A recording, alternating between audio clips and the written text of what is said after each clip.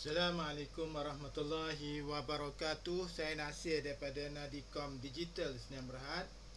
Pada pertemuan kali ini saya nak tunjukkan bagaimana cara kita nak masuk ke SQL Cloud. Kebanyakan orang tersilap. Dia pergi klik SQL Accounting E-Invoice. Bukan kat sini sebenarnya. Kalau anda ada akaun SQL Cloud, kita kena klik kat Gmail.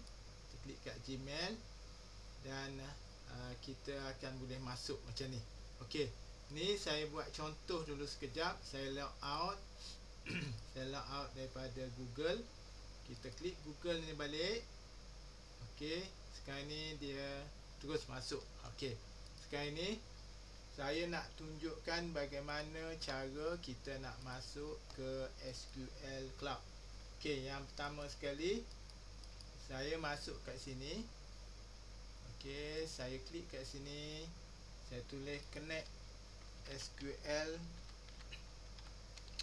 Okey, saya klik dekat Google. Okey, yang ni tak boleh masuk pasal dia tak ada itu account. Kita klik log out. Okey, sekarang ni saya masuk lagi sekali. Okey, saya use another account. Kita tulis kat sini, ni account saya, manage SQL post @gmail.com. Okey. Saya akan masukkan password saya. Okey.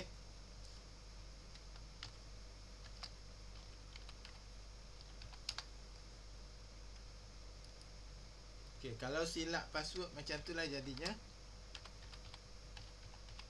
Okey, saya masuk lagi password yang mungkin betul, insya-Allah. Okey, keluar macam ni. Dan dia terus masuk ke SQL yang kita punya. Okey, sekarang ni klik kat sini dan kalau jadi macam ni, kita klik sign out dulu sekali dan kita reconnect.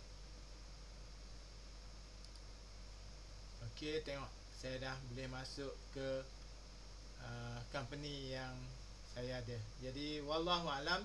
Assalamualaikum warahmatullahi wabarakatuh.